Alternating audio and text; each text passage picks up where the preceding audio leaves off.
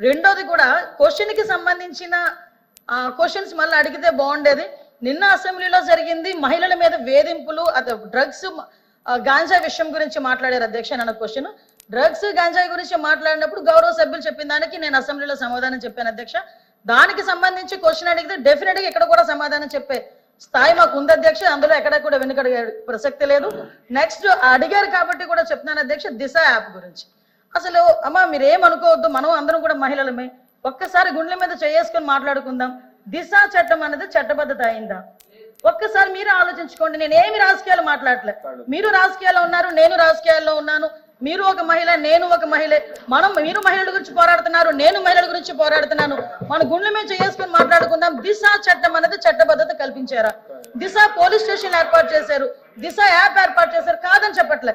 మీరు ఏదైతే దిశ యాప్ వల్ల ఫలానా కడియంలోని ఒక మహిళ హత్య చేయబడింది, అది జరిగేదా అని అడిగారు కదా. దయచేసి నాకు అవకాశం ఇవ్వండి. నిజంగా దిశ యాప్ ద్వారా లాస్ట్ లెక్కలు తీద్దాం. దిశ యాప్ ద్వారా ఎంతమంది మహిళలు రక్షింపబడ్డారో ఒకసారి మీరే చెక్ చేసుకోండి. ఆ దిశ యాప్ లో శానిటీ లేదు కాబట్టి ఈ రోజు దిశ యాప్ ని కూడా మేము పక్కన పెట్టి కొత్తగా శక్తి యాప్ అని తీసుకొచ్చి ఆ యాప్ కూడా నెట్వర్క్లు పనిచేయని చోట కూడా మహిళ ఇబ్బంది పడితే ఇమీడియట్ గా యాప్ ద్వారా నియర్ బై పోలీస్ స్టేషన్ కి ఇన్ఫార్మ్ చేయడానికి రూపొందించేటట్టుగా ఈరోజు శక్తి యాప్ ని మేము ఏర్పాటు చేస్తున్నాం. అది ఉమెన్స్ డే రోజు గౌరవ ముఖ్యమంత్రి గారు కూడా శక్తి యాప్ ను కూడా ప్రారంభోత్సవం చేయబోతున్నారని చెప్పడం నేను గర్వపడుతున్నాను. నేను నిజంగా పని చేయని వాటి చోట పక్కన పెట్టండి, పని చేసే వాటిని మీరు ఎంకరేజ్ చేయాల్సిన అవసరం ఉంది. లేని దిశ చట్టాన్ని తీసుకొచ్చి 5 సంవత్సరాలు దిశ చట్టం, దిశ చట్టం, దిశ చట్టం, దిశ పోలీస్ స్టేషన్, దిశ డిఎస్పీ, దిశ ద్వారా మేము కంప్లైంట్ ఫ్లోట్ చేసాం. రమ్మనండి ఒక్కసారి దిశ పోలీస్ స్టేషన్ లోని దిశ కంప్లైంట్లు ఇచ్చిన వాళ్ళు ఏ చట్టం మీద కంప్లైంట్లు ఇచ్చారో అటువంటి పరిస్థితుల్లోనే ఈ రోజు దిశ యాప్ గురించి మీరు మాట్లాడుతున్నారు.